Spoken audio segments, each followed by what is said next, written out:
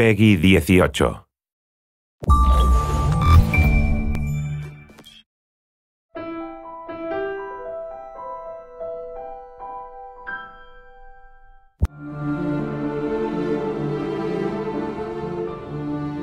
Assassin's Creed is really about history and credible world. We're playing with a history that is, without trying to spoil things, extends back, anywhere from 80 to 100,000 years from today and extends as far into the future as, we have time to make games. Two specifics about Assassin's Creed. The first one, it's a huge universe spanning across many different mediums with many different characters, events, locations.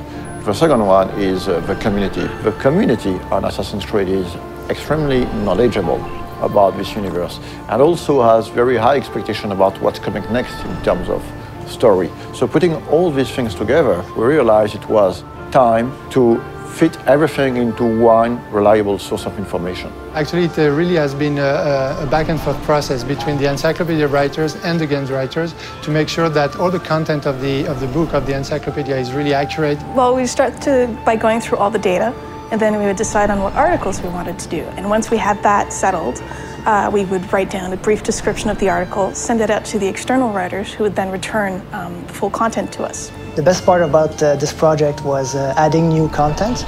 Every time you get a chance to work on a brand like Assassin's Creed, it just makes your day, We are covering and unveiling a lot of information on characters such as Altair, Ezio, Desmond Miles, Subject 16, but also new assassins such as Shao Jun. One of the very first challenges was dealing with so much data. Assassin's Creed has been around for a while and has a wealth of information from both the story standpoint within the game universe and just history in general. So going through all of that and figuring out what might be most interesting to put in the encyclopedia was very much the first challenge that I encountered. The franchise isn't defined necessarily by a single character, it's defined more by these institutions. So we have the option of moving in and out of different historical periods, different geographical locations, different individual important events throughout human history. And so we have a wide variety of options, a lot of different material that we can mine for ideas and stories. Imagine this project as a huge puzzle with thousands of different pieces involving a lot of different people. We have tools to track all the narrative threads that we're creating. So we have database, we have Bibles, we have some visual guidelines. So my main role is to make sure everything fits together. So what we did was we tried to match specific kinds of content to writers whom we knew or figured would be interested in writing that kind of stuff. Some of the biggest experts on Assassin's Creed are actually within the community. So when the time came to start writing the encyclopedia, we realized it would be very good to try to seek one writers coming from the community. So I heard about the job writing for the encyclopedia on the UB Workshop website, and I thought, well, it's about video games and it's about history, so it seemed perfect for me. We were really surprised by the reaction. We got hundreds of submissions, and some of them were very, very good. Well, most of the stuff I wrote was biographies, so of both the characters purely from the games and historical figures behind it. Make a long story short, instead of hiring one person, we finally hired 5 writers coming from the community. What I tried to do is dispatch the articles based on some of the test submissions they'd sent in, seeing what they liked to write best, and then we kept it contextually similar. We try to minimize the risk of bad overlapping and maximize the opportunities of cross-referencing.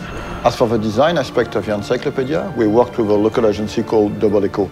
They were crucial to the creative process.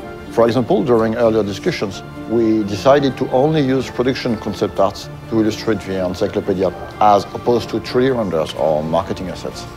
The role of concept art is very important in the conception of a game.